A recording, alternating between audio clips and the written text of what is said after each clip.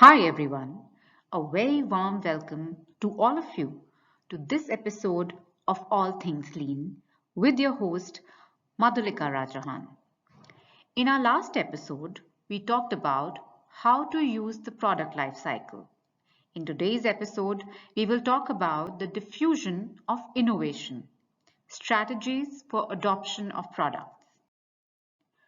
Diffusion of innovation is the process by which new products are adopted or not by their intended audiences. It allows designers and marketeers to examine why it is that some inferior products are successful when some superior products are not. The idea of diffusion is not new. In fact, it was originally examined by Gabriel Tard, a French sociologist in the 19th century. However, it wasn't until the 1920s and the 1930s that the phenomena began to be investigated in depth by researchers. One of the most significant early studies were conducted by Ryan and Gross in 1943. This solidified previous research into the adoption of seeds in agricultural communities and provided a strong basis for diffusion research in the future. In his book, Diffusion of Innovation, published in 1962, Everett Rogers, a sociology professor, provided a full framework for diffusion of innovation based on over 500 studies into the phenomena in many different disciplines. Rogers' text to this day provides the formal understanding on which modern research into the diffusion of innovation is based. Rogers draw on Ryan and Ross's work to deliver a five-stage process for the diffusion of innovation, which are knowledge, persuasion, decision, implementation, and confirmation.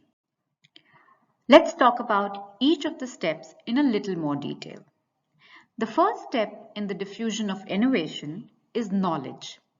This is the point at which the would-be adopter is first to be exposed to the innovation itself. They do not have enough information to make a decision to purchase on and have not yet been sufficiently inspired to find out more. At this stage, marketeers will be looking to increase awareness of the product and provide enough education that the prospective adopters move to the second stage. As it was once said, by whom we are not sure, that if the user can't find it, it doesn't exist. Persuasion is the point at which the prospective adopter is open to the idea of purchase. They are actively seeking information which will inform their eventual decision. This is the point at which marketers will be seeking to convey the benefits of the product in detail. There will be a conscious effort to sell the product to someone at this stage of the diffusion of innovation. Decision.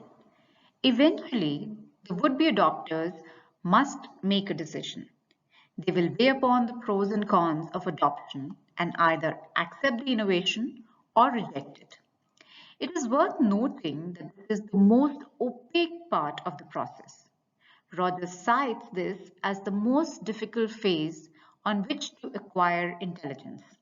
This is, at least in part, due to the fact that people do not make rational decisions in many instances. They make a decision based on their underlying perceptions and feelings, and following the decisions, they attempt to rationalize that decision.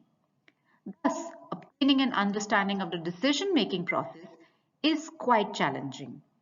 The reasons given following a decisions are not likely to be representative of the actual reasons that a decision was actually made on. Once a decision to adopt a product has been made, the product will, in most cases, be used by the purchasers. The stage is when the adopter makes a decision as to whether or not the product is actually useful to them. They may also seek out further information to either support the use of the product or to better understand the product in context. This phase is interesting because it suggests that designers and marketers alike need to consider the ownership process in detail.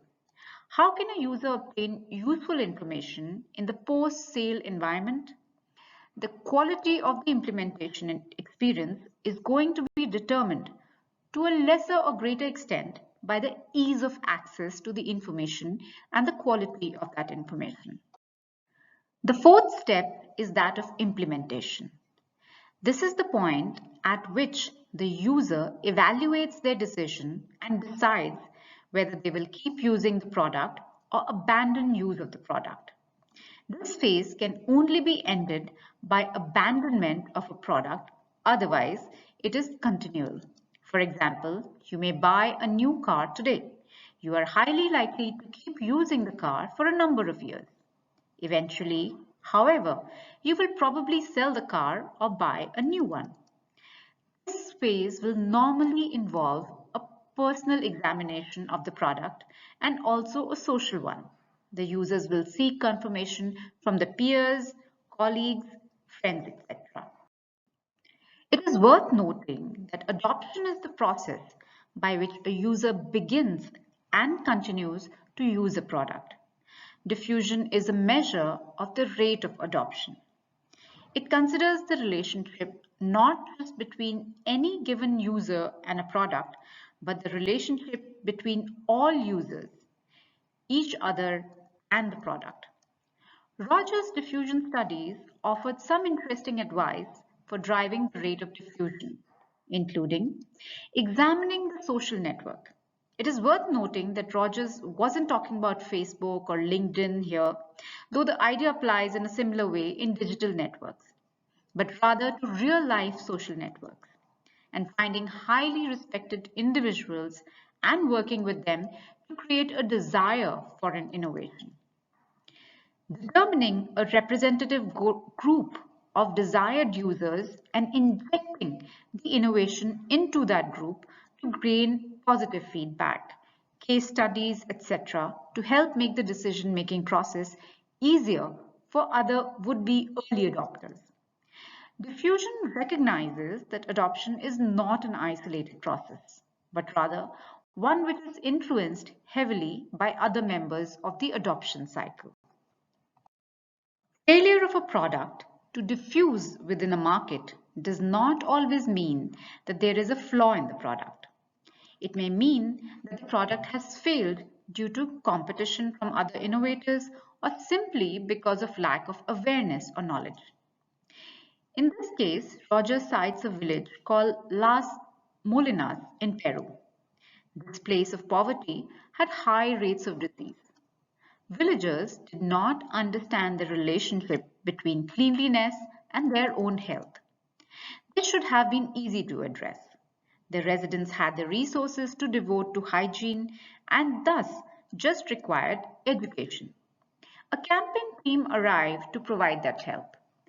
They taught how to boil water for drinking, to burn garbage to prevent it from contaminating health materials, and how to install and use toilets. Simple enough, right? So was the campaign a success?